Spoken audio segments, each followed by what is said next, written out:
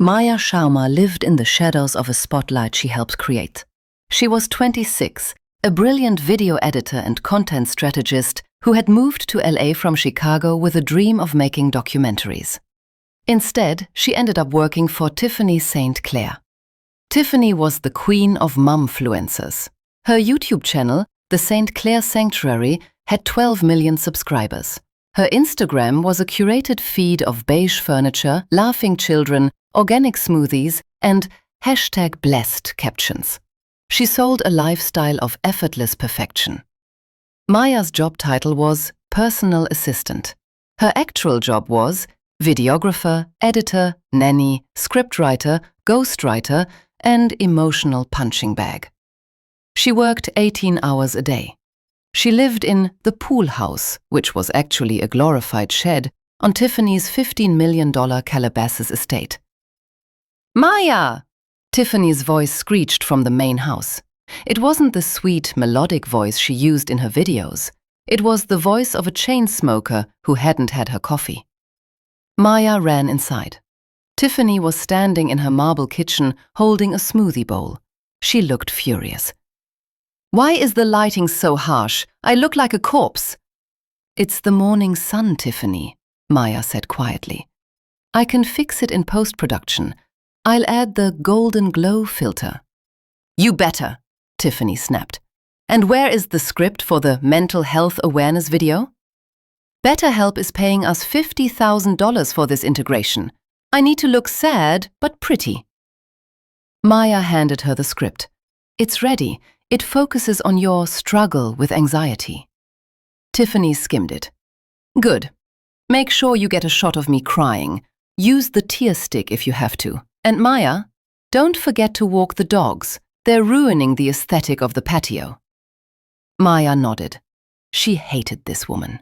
She hated how Tiffany treated her stepdaughter, Chloe, a shy 10-year-old who was forced to perform for the camera. But Maya needed the money.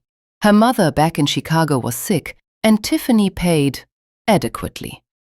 Plus, Maya had signed an NDA, non-disclosure agreement, so tight that if she breathed a word about the reality, Tiffany could sue her for millions. The breaking point came 3 months later.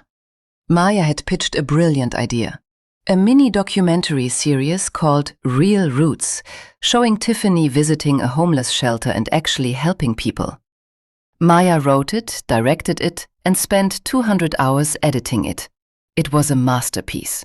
It was raw, emotional, and powerful. Tiffany launched it. It went viral instantly. 10 million views in 24 hours. New York Times wrote an article, "Is Tiffany St. Clair the new face of empathy?" That night, Tiffany threw a massive celebration party.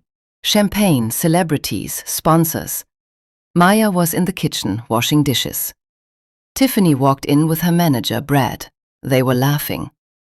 "The response is insane, Tiff," Brad said. "Netflix wants to talk about a deal. They think you're a visionary director." "I know," Tiffany giggled.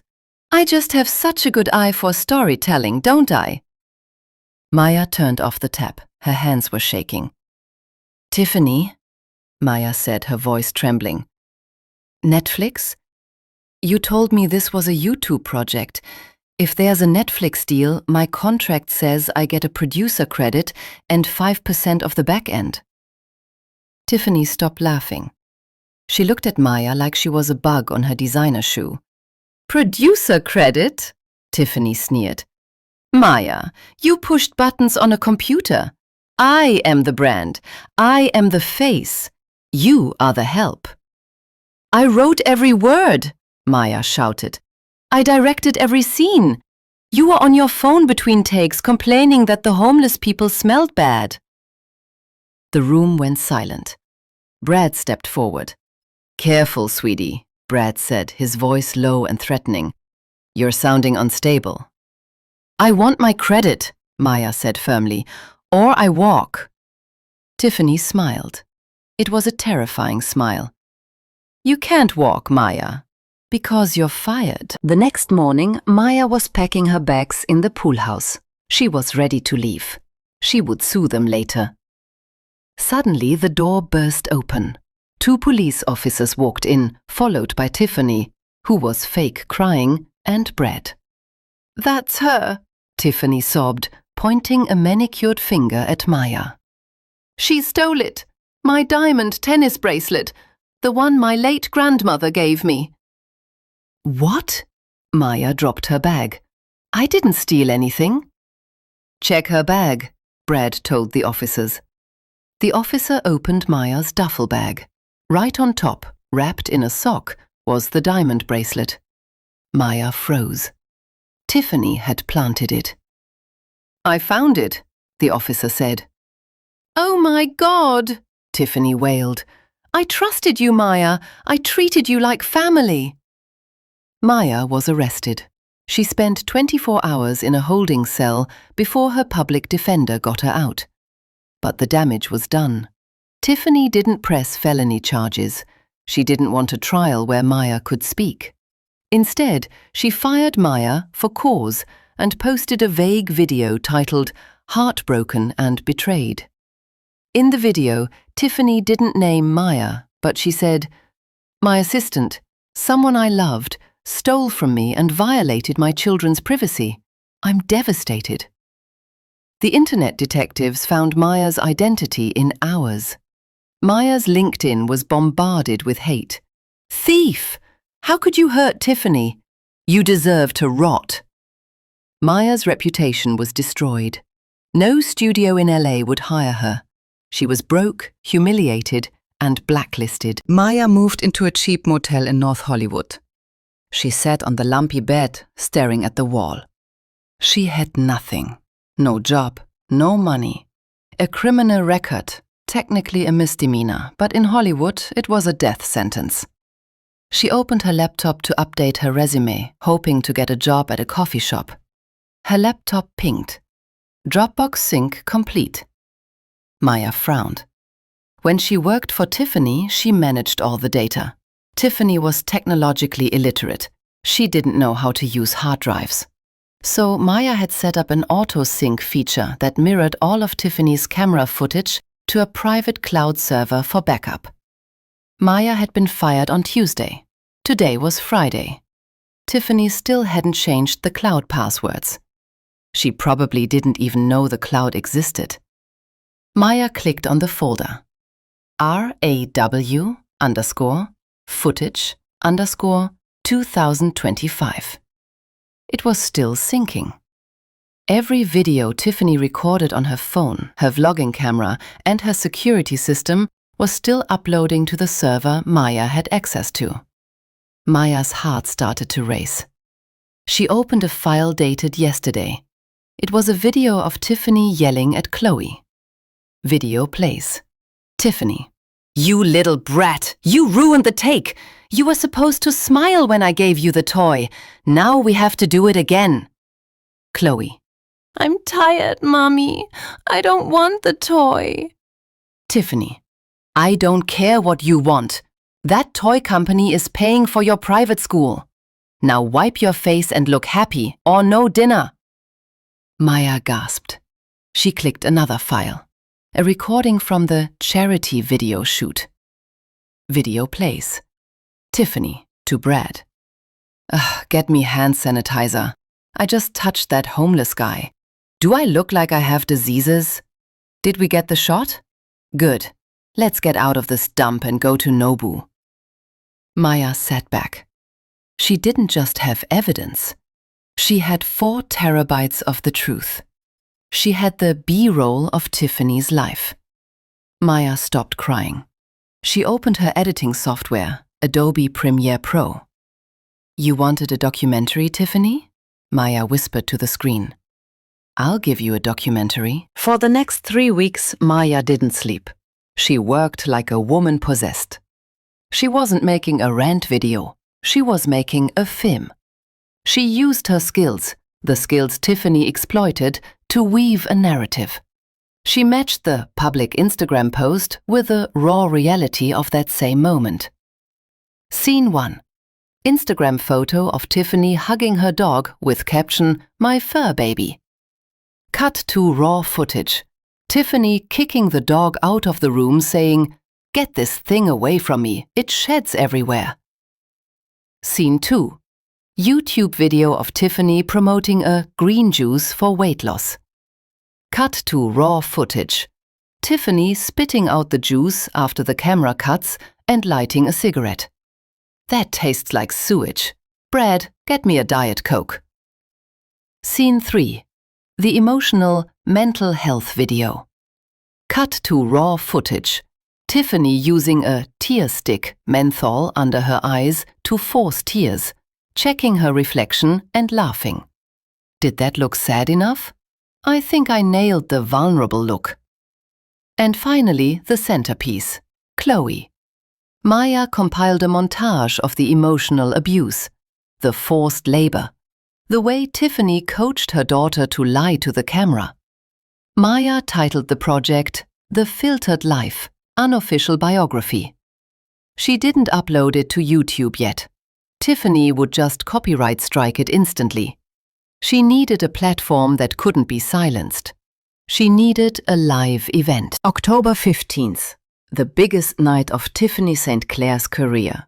She was launching her own skincare line, Pure and Saint. The launch was a live-streamed gala in Beverly Hills. Every major influencer, press outlet and sponsor was there. A giant screen was set up on the stage to play the brand story video at 8 p.m. Maya wasn't at the party. She was in a van parked 2 blocks away, using a high-powered Wi-Fi receiver she had rented. She wasn't hacking the venue, that was illegal. She was hacking the stream key.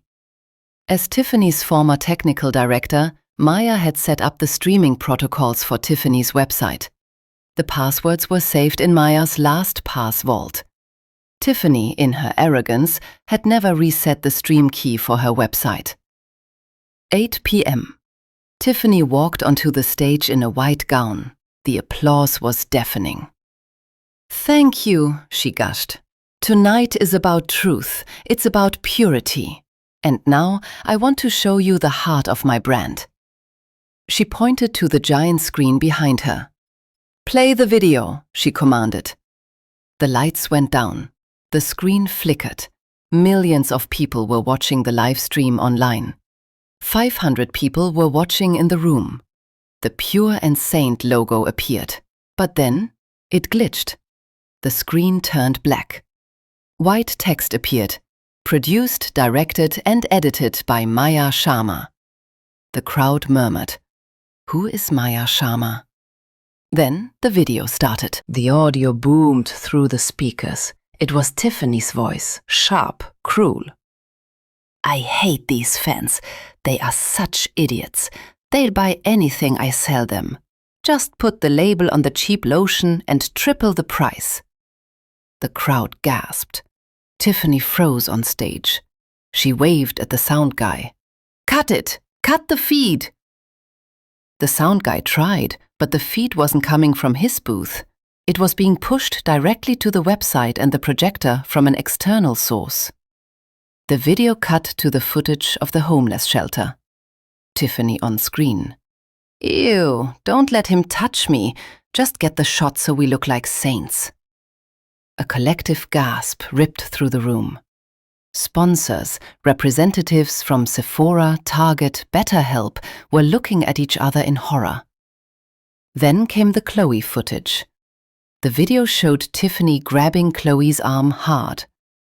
Tiffany on smile, damn it. "You are ruining my brand. Do you want to go back to your loser dad? No? Then sell the toy." "You're hurting me, Mummy." Tiffany screamed on stage.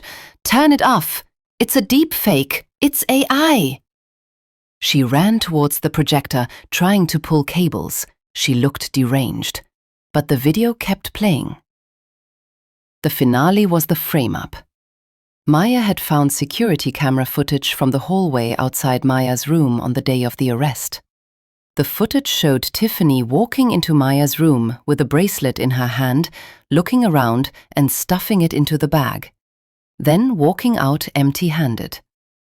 Text on screen. "I didn't steal your bracelet, Tiffany.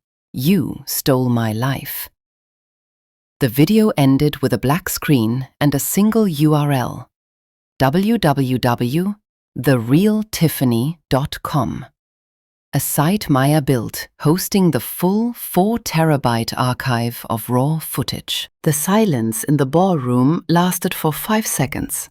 Then, chaos.